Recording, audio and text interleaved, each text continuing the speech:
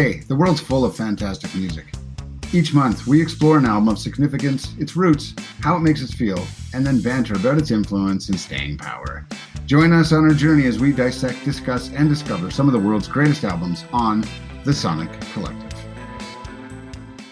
Welcome back to The Sonic Collective. My name is Alan, and once again, I am joined with Darren Scott, Scott Coates, and Scott Gregory. And this episode, we are reviewing my pick for February 2021, and that was Dwight Yoakam's Guitars, Cadillacs, etc., etc. Now, I had picked this as part of our ongoing series exploring country music, and this album was set kind of mid-'80s, and the previous albums that we had listened to were both kind of mid-'70s. So I wanted to kind of explore how the evolution of that sonic, like that country music sound, kind of moved along from the 1970s in through the 1980s, and that's why I picked this album in particular. I was kind of familiar with one of the tracks on it, but otherwise it was kind of a new one for me. But I can go into further detail later. Let's throw it over first to Darren Scott. I wanna know what you thought of this album. Sure. Yeah. Thanks, Alan.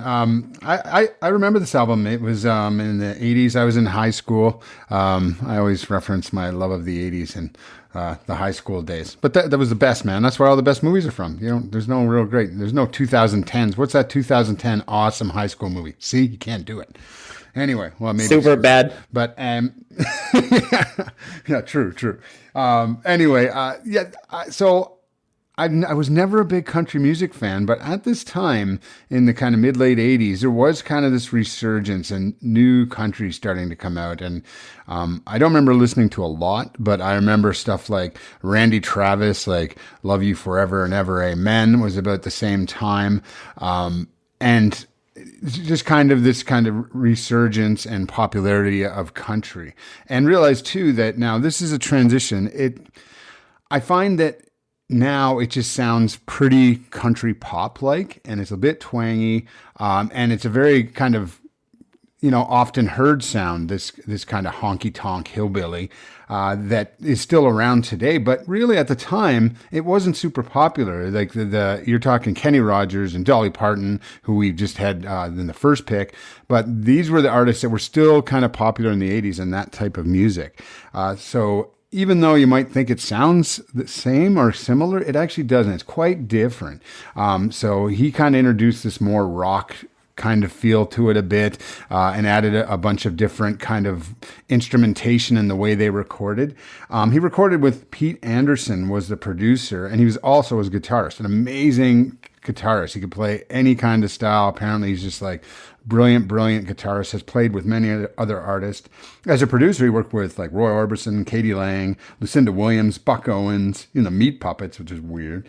But yeah, Jackson Browne, like real big acts. So apparently like Dwight really was into his sound and loved that sound. But he just wanted to write the songs, and he let Anderson just do his thing and produce it. And they never actually, I guess, fought over it. They kind of just said, yeah, I'll write and I'll kind of play my style and you just mix it however you want. So interesting that they did 3 albums together. This was his very first album, out in 1986, as you mentioned. He was about 30 at the time. He had struggled a bit. He had tried to be an artist, ended up in Nashville, of course, where every country music is. And he didn't do well in Nashville because they all wanted Dolly Parton and, the Grand Ole Opry acts. They just weren't ready to change.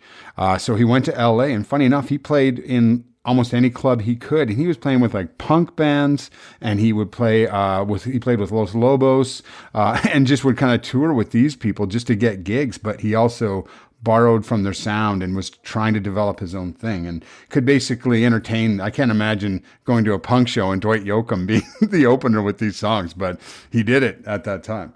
So I remember from high school, I did really enjoy it in high school. I got to say, listening, like I mentioned, it's a little poppy now, and, it kind of warmed me.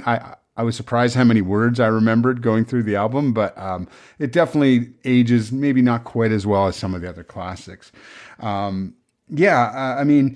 he was really influenced by like the Johnny Cash, but Buck Owens and some of these great Merle Haggard. So he was liking that more country rock feel. So I do appreciate that.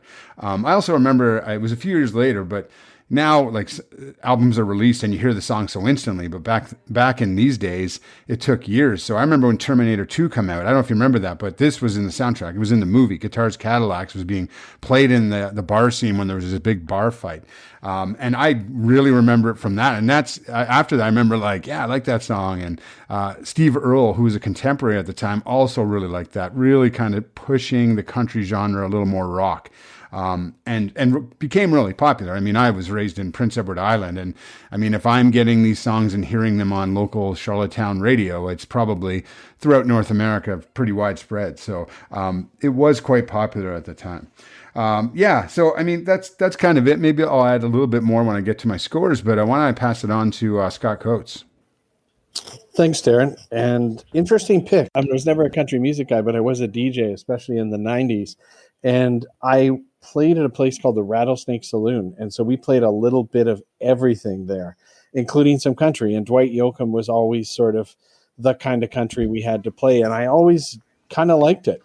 And I'm not sure why. And I was surprised. I'm always surprised and feel old when I look at the release dates of these. This thing's 35 years old. And no, Darren, I didn't realize there was a song from this on Terminator 2. I'm going to have to keep an eye open for that. But I think it flows really great as an album. I mean, Honky Tonk Man right out the get-go. It really establishes what the sound is, what the album's going to be about. It Won't Hurt.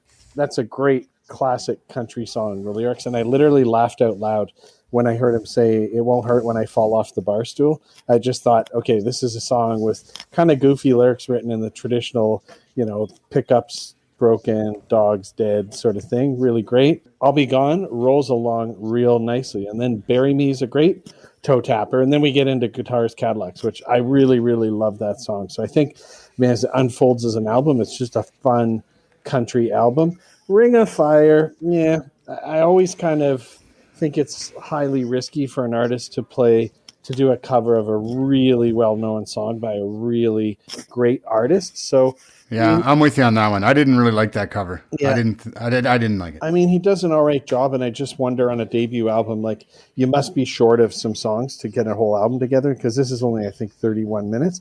That said, on later albums, I'll give Dwight Yoakam full credit, because I think he does incredible covers of Crazy Little Thing Called Love by Queen and Suspicious Minds by Elvis. So for whatever reason, he's not scared to try and cover big, big songs. And Heartache by Numbers is a good ender. So, I mean, all around, this is, I think, exactly what it bills itself is a good, all-around, fun, honky-tonk album. And again, I'm not a country guy, but for some reason, this music is pretty palatable with me. So why don't we throw it over to the other Scott, Mr. Gregory? Yeah, so this is, since we're all positioning this in our timelines life-wise, this is right smack dab in the middle of when I was sitting in the record room of the local radio station while my mom was doing her country music show. She was the country director there, right? So this was right in that mix of just all the artists that she was playing at home, getting ready for the shows and things like that. So I got a lot of exposure to him and his contemporaries. And I appreciate it when artists refuse to go along with the idea that just the old way of doing things are wrong in music, that you have to completely, if you're not in disco, you can't take anything from disco. Disco's dead, all that kind of stuff. And that's really loud, Darren. Just pouring a drink here. And we can't do these shows sober. Well, I can't, but yeah. Darren is typically under the influence of something. Do you want to shout out? Is this a local brand? The booze, yeah, whatever. It's just one of those coolers. But the Cannabis Legend 7, a local Calgary company that does edibles for the Canadian legal cannabis market. You still have to hook us up with the sponsorship. Yeah. How many times do you have to mention them before they throw a little product? All right. But Dwight was on the forefront of that 80s country artist, just really intent on honoring the roots of country music. And you really get that vibe from here. You can see all the different, pulls from bluegrass, from hillbilly. I got in trouble for using the term hillbilly. And I just really liked it. He fuses the past and he still tries to keep it relevant to a contemporary audience. This album's a rallying cry that you don't have to dump the 60s and 70s of country music. And I dig that. Scott usually mentions how that their albums are short and sweet and not much grizzle, and I think this is one of them. It reminds me of the Dolly Parton album that we just reviewed, where you get in, you say it, you get out, and I dig that album style too. And if you just breeze through this album, you could really think that Dwight Yoakam doesn't have that much range in his voice, that he's just like a nasally crooner, but there's actually a lot of nuance to his voice that if you listen to a whole album of him and not just the singles, that you can find it in there. And so I really came out with a greater appreciation of his instrument listening to this album as opposed to just all the, the A-sides that I got to listen to on the radio and in the radio station. I was surprised he led with a cover. Kind of what you were saying there, Scott. Honky Tonk Man is a great song, but I was like, really? It's not even your own song? And that's what you're opening with? But I think it was really just him wanting to come out and position himself. It is his first album. It sets a tone, and it's a good two-stepping song, I suppose. So, yeah, Johnny Horton was the original on Honky Tonk Man, yeah. And it's a great song, but I was, like I said, to lead with the cover seemed unusual because this is back when it was cassettes, 8 tracks, still records obviously in play, but order mattered, right? Like you started the cassette, you started the 8 track at 8. So Ring of Fire, did not like it. I did not think there was anything on the planet that could make me more unhappy than Adam Lambert's cover of Ring of Fire on American Idol. It's actually Dwight Yoakam's cover of Ring of Fire that really blows my mind. I'm like, it's just all the stuff that made the original special seems absent here. And there wasn't anything to replace that he brought that was unique to it. So it's a really unique version of it for sure. Yeah, and it made me sad because Heartache by the Numbers, the other cover, is great. The lyrics on that, every day you love me less, each day I love you more. Love that, Heartache by the Numbers, love that I can't win, but the day that I stop counting is the day my world will end. His voice is perfect for that, right? He's just got that nasally kind of whine to it that really pays off here. My favorite songs were Miner's Prayer. He ain't a coal miner's daughter, but country music's always had that place where rap and country, actually, I find they have their strength in being a voice for the downtrodden and the oppressed, and it allows two really stoic cultures to voice their inner pain and demons. So I really like that when country artists pay their dues to the people that buy their records. And I really like Bury Me. I thought it was a really upbeat, boppy duet. It really brings me back. He obviously, Johnny Cash is one of his influences, and it reminded me of when Johnny Cash and June Carter used to sing together. Just the style of how they do that duet. I really appreciated that as another throwback to the earlier country. So my least favorite song was It Won't Hurt. When he goes nasally at that really highest part of his register, I tune out. So it's Tubuku. And that's about it. Other than that, I'll Be Gone. It feels like a country rap song. MC Dwight, hit it and quit it. Play on. I'll be gone in the morning. In the morning, I'll be gone. Yeah. So, that's me. Alan, we want to throw it back to you? Sounds good. Yeah, so country music, as I've mentioned on previous episodes, is not really my wheelhouse. I'm kind of opening my mind to it, but this, for whatever reason, Guitar's Cadillacs felt strangely familiar to me, and I couldn't figure it out, but after a few listens, it hit me. He actually kind of sounds a lot like Wheeler Walker Jr., or rather, Wheeler Walker Jr. kind of sounds a lot like Dwight Yoakam. And if you don't know who Wheeler Walker Jr. is, he's kind of like the Steel Panther of country music.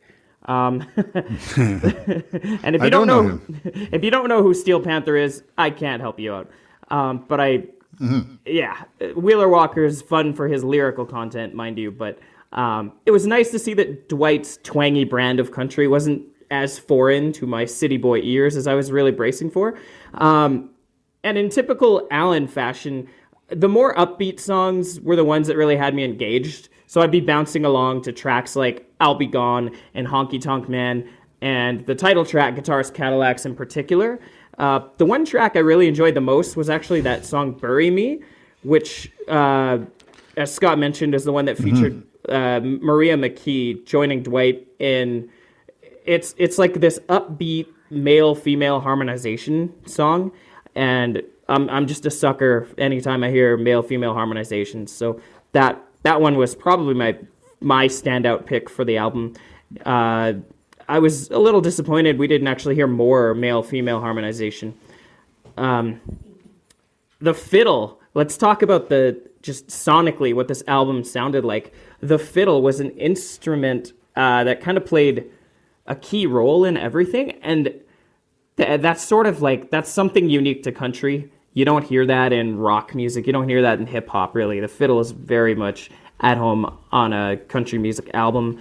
I found on the faster-paced songs, it was, in my opinion, it was adding to them, adding to the way I enjoyed it, but fiddle on a slower-paced song, it just kind of irritated me a bit. And actually, in contrast to what Scott said, the same thing I found with Dwight's vocals. I don't think he's that good of a singer, and on the fun, fast-paced songs, it doesn't really matter as much, and there is some nuance there, but when it comes to the ballads, I just found it kind of, his whininess sort of overtook it a little bit too much for me, but, it is what it is. I actually don't think I hated the cover of Ring of Fire as much as the rest of you guys. It's, it's kind of an interesting take on it. It sort of modernizes it a bit from like a 1980s country perspective, because I think the original Johnny Cash version was from 1963. That said, I still think Johnny's version is untouchable. Nobody who's ever covered that. June Carter, his wife, wrote that. Yeah. It's just, you can't beat Johnny Cash. To echo Scott Coates, I think this album was a good length. Sonically, I couldn't help but find it a little bit formulaic. Each song doesn't really sound that much different from the last song, aside from maybe a slight tempo change. And given this is a shorter album, clocking in at just over half an hour, I can live with that. But I think if the album was much longer, my feelings about it might have actually changed a little bit. I don't know. It just that repetitive like do do do do do do do do do bass line, for half an hour at different tempos. I don't know. But yeah, that sounds like your Oak and Age ending song. Yeah. Doop doop doop doopy doop doop. Yeah. All right. So sidebar. Subscribe to Oak and Age. Yeah, youtube.com/Oak and Age. That's where I get really geeky about whiskey and cocktails. That's about it for me from this album. I enjoyed it, and I think I'm going to actually explore more music from this sort of era.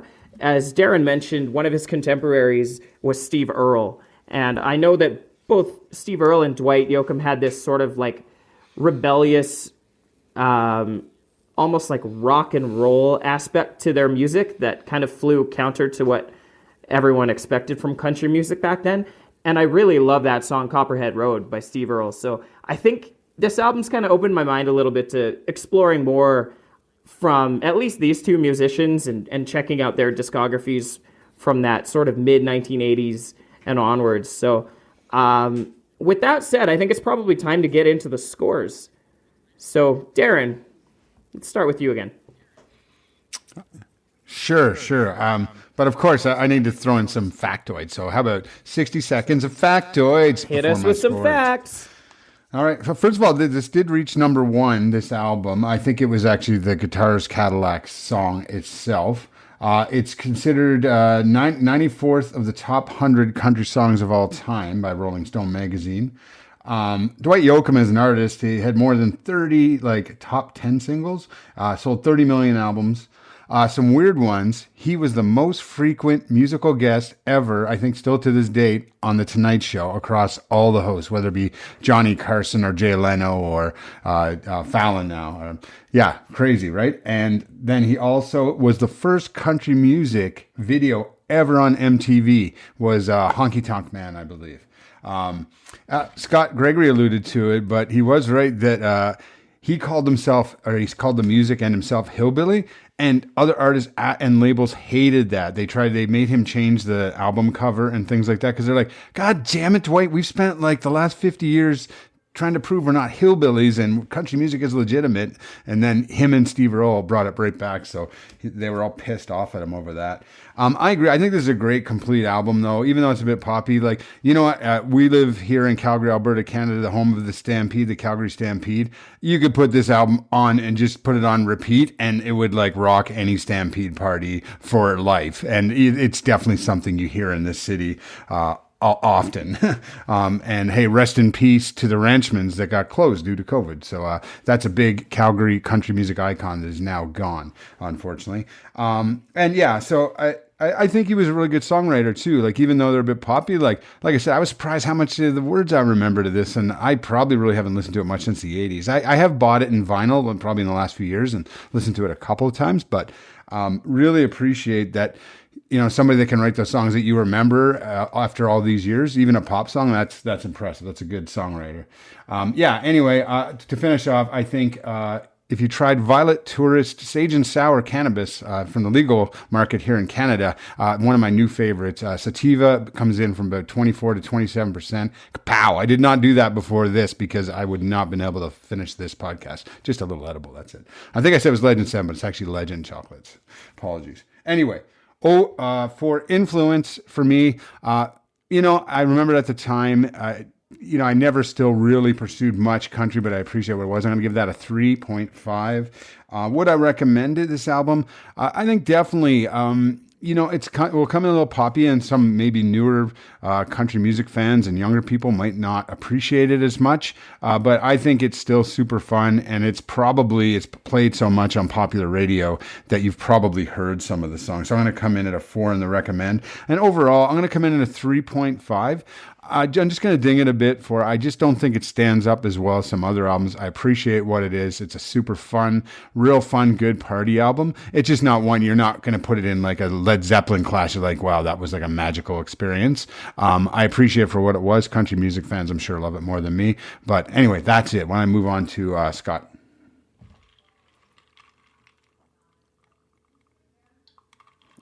Coates.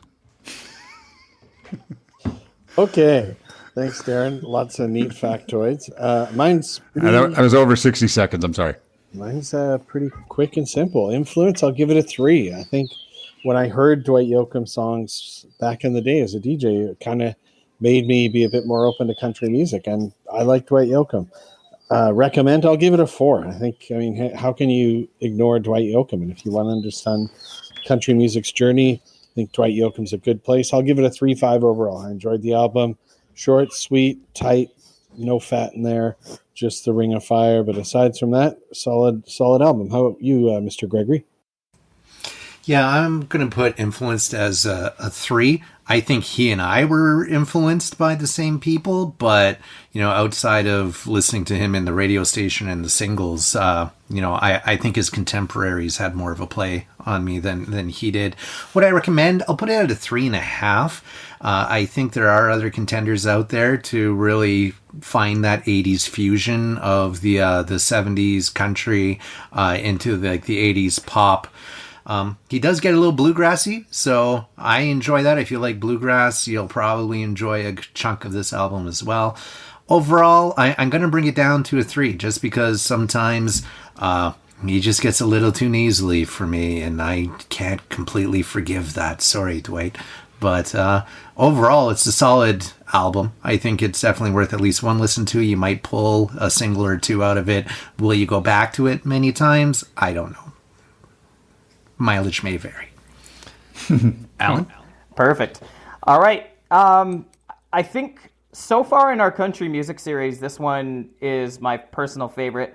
I would recommend it. I'm giving that a 4 out of 5 for recommendation for all the points that the previous gentlemen have made. I just, it's a really interesting approach to country music. It's got some rock and roll influences. So overall, I think it's worth exploring if you're curious about the country music sound. So that gets a 4 out of 5 from me. Influenced my taste. I'm giving that a 3 because I'm not really into country music that much overall. But I'm keen to explore his previous discography, sorry. And overall opinion, I think it's a 4 out of 5. I think it's a really solid, fun listen. Definitely got me out of my comfort zone musically, and that's a good thing. I like being challenged on my opinions. So, overall, I enjoyed it. So yeah, that was it for the Sonic Collective for the month of February 2021 with Dwight Yoakam's guitars, Cadillacs, etc., etc. And next up, we have Scott Gregory, who's providing our pick, and that's going to close out our country music series. So I don't know if you want to introduce what the audience can expect, Scott, or if they just have to stay tuned. Yeah, I'm going to post them at the same time. So there's not going to be a lot of lag time between the two. They've renamed themselves Lady A, but at the time it was Lady Antebellum, and we'll be doing 2010's Need You Now. I wanted to balance out, get a second female voice in there, but we hadn't done a group yet. So get a group in, and something that fast forwards us into the most second newest age of country. So really see where things have evolved to. Yeah, interesting. I'm excited to try that one. I've heard of them, and I know they're big, but I haven't obviously listened to much. Never heard of them. So, okay, cool. Oh, you're in for a ride. Chance. Looking forward to it. All right, well, thanks. That's it for the Sonic Collective. You can find us at thesonic.collective.com. We're also on Twitter, Spotify, Facebook, all those good places. So until next time, Alan out. Thanks for listening and exploring with us. We'll be back real soon with another pick and critique of albums that matter here at the Sonic Collective.